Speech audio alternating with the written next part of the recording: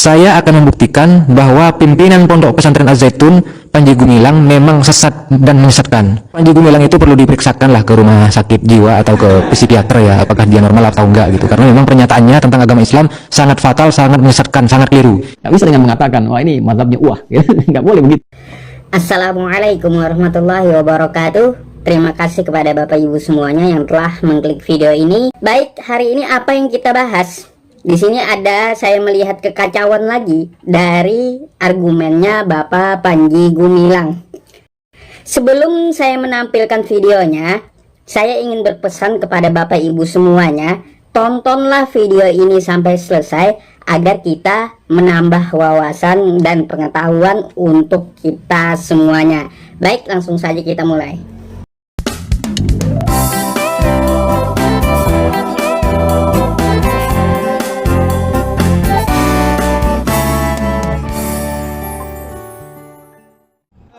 Rijal, nahnu rijal. Dia laki-laki, kita pun laki-laki. Itu Imam Ghazali yang tidak pernah punya anak dan tidak pernah punya istri, ngaku rijal. Nah kita punya anak, punya istri, punya... Apa kata Imam Abu Hanifah? Hum rijal wa nahnu rijal. Kan? Mereka rijal, maksudnya apa? Rijal itu jamak dari kata rajul, artinya sosok yang sudah kuat. Kalau dalam bab ilmu, kuat, punya kemampuan menganalisis, punya kemampuan menyimpulkan, punya bekal ilmu yang sangat luar biasa, sehingga memahami dengan sempurna sesuai dengan kepakarannya dan bisa mengambil keputusan.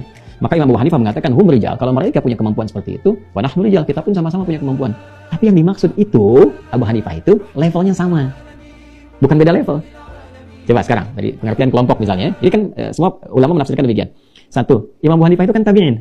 Beliau itu berjumpa dengan sahabat Anas bin Malik radhiyallahu ta'ala anhu. Jadi beliau menilai level yang sama ya dalam komunitasnya. Kalau mereka tabi'in, saya pun tabi'in gitulah, ya. Kalau mereka hafal Quran, saya pun hafal Quran. Kalau mereka paham fikih, saya pun paham fikih. Nah, ilmu yang mereka miliki, saya juga punya itu. Jadi levelnya setara di sini. Itu yang dimaksud hum rijal wa nahnu rijal. Jelas ya? Jadi ada kesetaraan dalam bab keilmuan, ada bab kesetaraan dalam satu generasi, ya kan?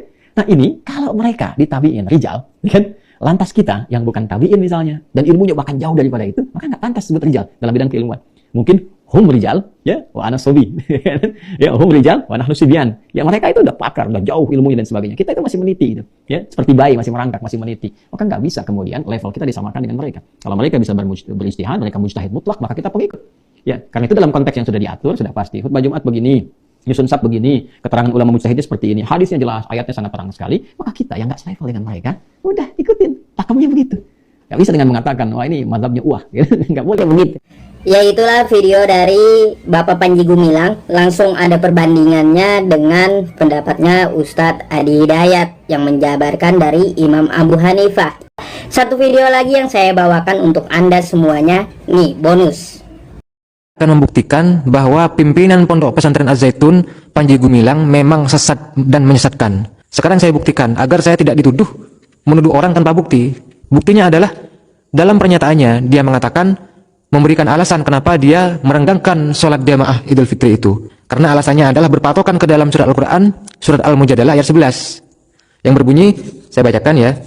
Ya ayyuhalladzina amanu idza qila lakum tafassahu, wahai orang-orang yang beriman, jika kalian diperintahkan untuk berlapang-lapang, tawassau, berlonggar-longgar atau berlapang-lapang fil majalis, dalam majelis. Jadi di sini yang jelas adalah dalam majelis. Dan di sini ditambahi dalam tafsirnya majlisin nabi awil dzikrih.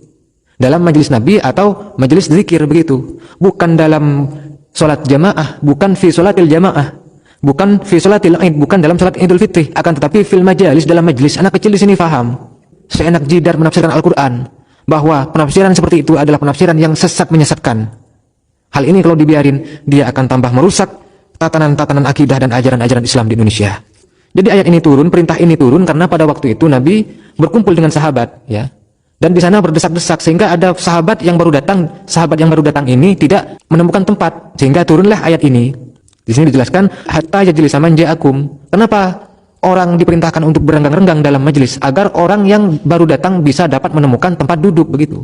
Saya sudah cek dari berbagai macam kitab. Saya berani bertemu dengan Panji Gumilang untuk menyelesaikan permasalahan yang sangat fatal ini karena dia telah memberikan faham-faham yang sangat berpotensi sesat dan menyesatkan. Panji Gumilang itu perlu diperiksakan lah ke rumah sakit jiwa atau ke psikiater ya, apakah dia normal atau enggak gitu. Karena memang pernyataannya tentang agama Islam sangat fatal, sangat menyesatkan, sangat keliru. Maka dari itu silahkan disimak sampai selesai.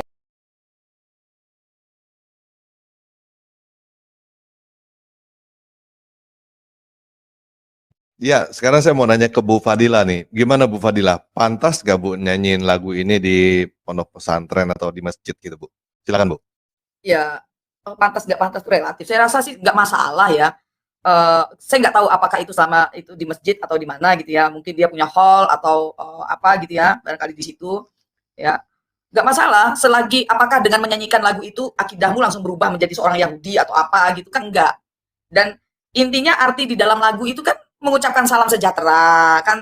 Kalau misalnya digantikan kayak punyanya Cak Nun itu, kalau digantikan dengan bahasa Arab ya assalamualaikum kan gitu. Nah, nggak ada yang salah sih. Yang salah waktunya dan situasinya si Panji Gumilang ini. Ya kan nggak ada yang salah. Ketika Cak Nun menyanyikan lagu itu nggak salah kok, nggak ada yang salah.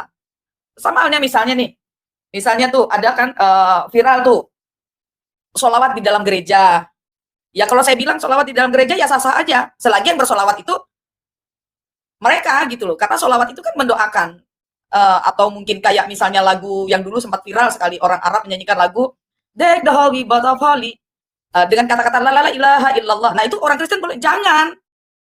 Makna lagunya itu loh, itu pernyataan pengakuan imanmu. Kalau dia mau mengubah itu dengannya terserah dia, yang penting kamu jangan nyanyiin gitu loh. Buktinya Pak Cak Nun nyanyi juga nggak masalah, sampai sekarang biasa-biasa aja. Oke. Itu mereka bilang mengatakan tidak boleh, seharusnya segala kayak doktrin. Nah kemudian mereka membahas kitab orang Yahudi, membahas para nabi Yahudi, itu nggak perlu juga kalau begitu gitu loh, nggak boleh ya kan. Mereka nggak menyadari dalam kitab mereka sendiri saja selalu menyebut orang Yahudi. Nah kemudian mereka juga selalu membahas bahasa Ibrani ya. Tetapi kok kenapa hanya seperti ini saja menjadi polemik atau kontroversi gitu loh di negara kita. Makanya negara kita ini lagi disorot ya.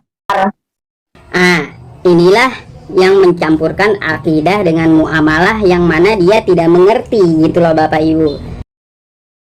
Itu kan sekedar lagu, isinya juga apa? Cuma salam damai sejahtera. Betul gitu, betul. Tetapi ingat, lagu itu seperti yang saya sampaikan di depan tadi, tidak digunakan untuk menyapa saja, tetapi untuk ibadah hari Sabat ya, menyambut ibadah hari Sabat.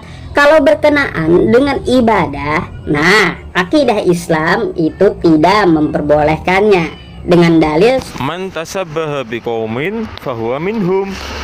Baik, bagaimana pendapat Bapak Ibu semuanya, penilaian Bapak Ibu semuanya? Saya mohon maaf jika ada narasi yang kurang dan kesalahan di dalam video ini.